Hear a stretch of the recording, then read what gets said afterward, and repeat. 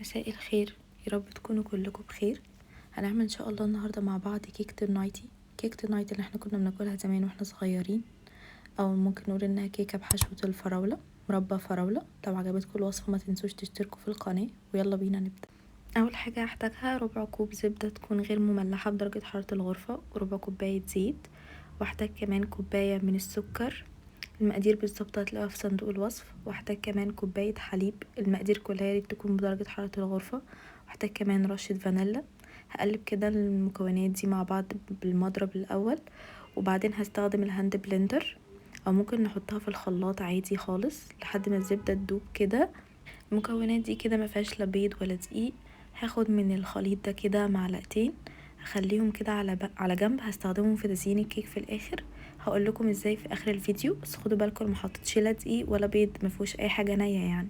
وبعدين نحط البيض عباره عن 3 بيضات، وبعدين نضرب كده البيض كويس مع الخليط. وبعدين هاجي للدقيق، هجيب كده مصفى واحط تقريبا كوبايه زائد 3/4 كوبايه، عليها رشه ملح، وعليها كمان معلقه كبيره من البيكنج باودر. هنخلها كده عشان الكيك يطلع معايا هش، واقلبها كده بالمضرب اليدوي، مش لازم بقى ان انا استخدم هاند بلندر. هقلب الخليط كده من تحت لفوق عشان اتاكد ان الدقيق كله ده كويس. وبعدين هجيب صينيه مقاس 24 مسحه كويسه جدا من الزيت عشان الكيك في الاخر يتقلب معايا بسهوله، واحط فيه خليط الكيك كده كله، وهسويه كده بالسباتولا، واسوي السطح بتاعه كمان. وبعدين هدخله الفرن متسخن لدرجة حرارة 160 تقريبا، هياخد معانا من 30 ل40 دقيقة.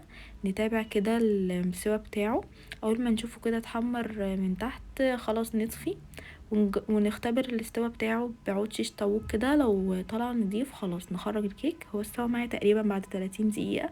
وبعدين نسيب الكيك يبرد خالص لحد ما يوصل لدرجة حرارة الغرفة، ما نقلبوش دلوقتي ابدا، يعني نسيبه تقريبا ساعة عشان الكيك ما يفرفتش مننا.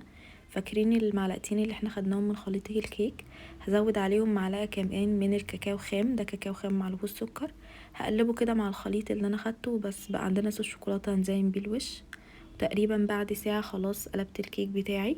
وبعدين انا هحشيه من النص بمربى. هقسم الكيك كده، انا شفت كده العرض بتاعه لقيته 3 سنتي عند 1 سنتي تقريبا. هقسمه، نجيب سكينة كده طويلة تكون على قد ما نقدر بعرض الكيك كله، ونقسمها كده زي ما انتوا شايفين. انا عايزة افتحها كده طبقتين عشان احط في النص المربى بتاعتي، وهمشي كده على عرض الكيك كله لحد ما اقسمه كله تقريبا بالتساوي، يبقى النص اللي فوق قد النص اللي تحت تقريبا يعني بالنظر. وكل ما السكينة تبقى معانا طويلة وتكون حامية كويس، الكيك هيتقسم معانا بكل سهولة. وكل ما الكيك يبقى بارد الخطوة دي هتبقى معانا اسهل، لان الكيك مش هيفرفت مننا. وبعدين هجيب 2 سباتيولا كده، لازم 2 سباتيولا، وبالراحة كده نرفع الكيك بايدينا الاتنين كده، نحاول نشيلها وبس اتقسمت معانا. هحط في النص بقى تقريبا من 4 ل5 معالق كبيرة مربى فراولة، او ممكن مربى توت، مش يعني زي اي نوع انتوا تفضلوه، بس هي كيكة النايت التقليدية بيبقى جواها حشوة من مربى الفراولة. وهحاول اوزعها كده بالتساوي على الكيك كله كده بالراحة. وبعدين بعد ما حشيتها هرجع نص الكيك التاني برضو ب2 سباتيولا كده، واشيلها واحطها.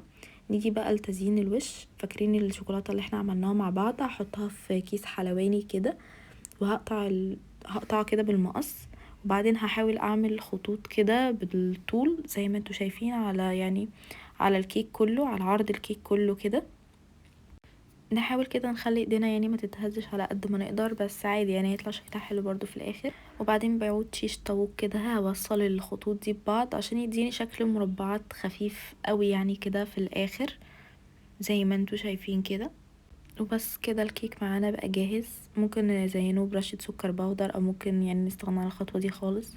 وممكن نقدم معاه فراولة، بتبقى لذيذة قوي. وده شكل الكيك بتاعي، طعمه جميل جدا، السكر فيه مظبوط، السكر فيه مش كتير قوي، السكر كله جاي من المربى. وشكله جميل جدا في التقديم. لو عجبتكم الوصفة هستنى رأيكم تحت في الكومنتس. ولو لسه بتتفرجوا لحد دلوقتي انا سعيدة جدا ان انتوا تتفرجوا لحد دلوقتي. وهسيب لكم في صندوق الوصف كل وصفات الحلويات اللي احنا عملناها مع بعض. ولو شايفين القناة بتاعتنا تستحق انها تكبر، ياريت تشتركوا فيها عشان تساعدوا كده القناة بتاعتنا انها تكبر بسرعة. واشوفكم ان شاء الله في فيديو جديد ووصفة جديدة قريب. يلا، مع السلامة.